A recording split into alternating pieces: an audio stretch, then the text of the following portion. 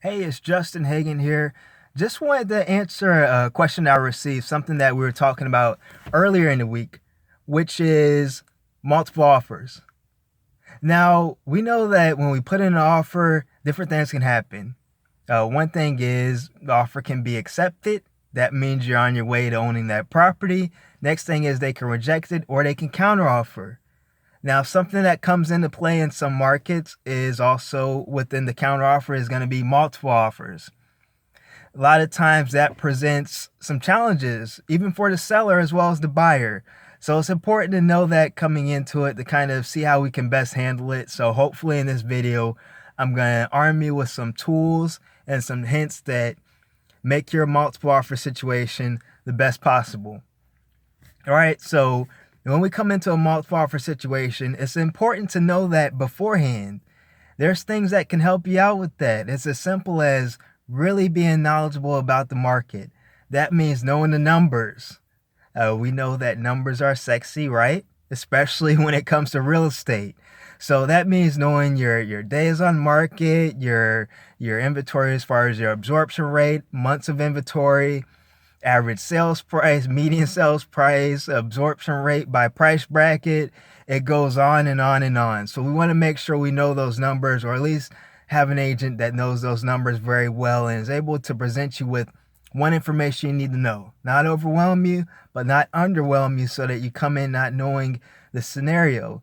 So make sure you have an agent that's knowledgeable about the local market that you're in. So they're going to be able to tell you coming into it, this is competitive, so we may want to adjust our offer. We may want to come in like this. They're going to be able to give you information to help you out. All right, so the best way coming into a multiple offer situation is hopefully avoid it and get your offer accepted by knowing the market. Next thing is with market knowledge, you want to know the seller, because different things are important to different sellers.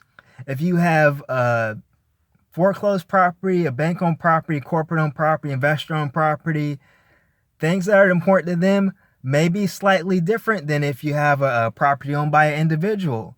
And even different things vary for individuals. I'll tell you one thing that I've seen with a foreclosure property that really helped me out is knowing how they wanted the offer presented.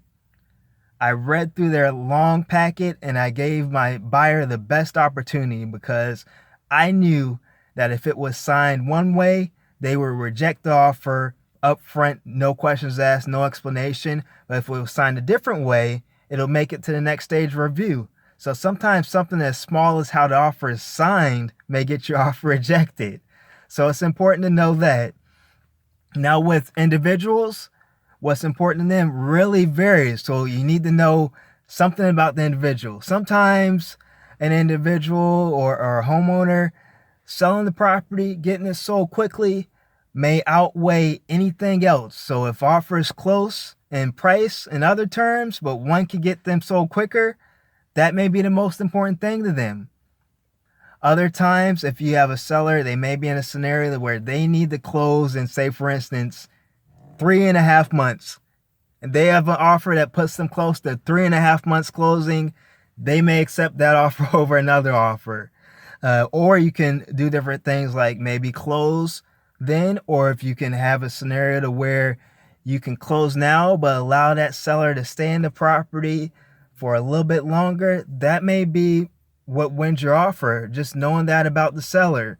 So we've talked about knowing the market, knowing the seller. Another thing is presenting a story with your offer, or putting the story behind your offer and making it more real. Some sellers are very hardline with the numbers, but sometimes a story may put you over the top and get your offer accepted.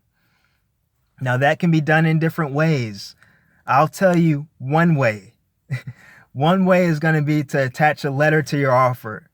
If you're in a very competitive market, we've seen that you can attach a letter. If you have an agent that knows how to be creative and structure that letter in a way that gets your offer attention, that can help you out.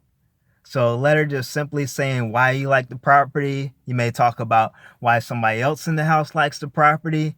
You can talk about why the dog likes the property, whatever it is, whatever you think is going to win you over, whatever you think is going to help you create a win-win scenario. that's going to be what you want to do as far as coming into your multiple offer situation. So there's a long list of ways long list of ways to handle multiple offer scenarios. But just to recap, first thing is you want to know the market.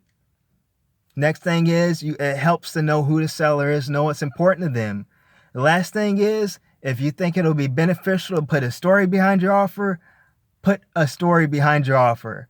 All right. So let me know if you have any questions or any stories about your situation in a multiple offer scenario. I'd love to hear it. Love to help you out in any way possible. All right. So enjoy your day.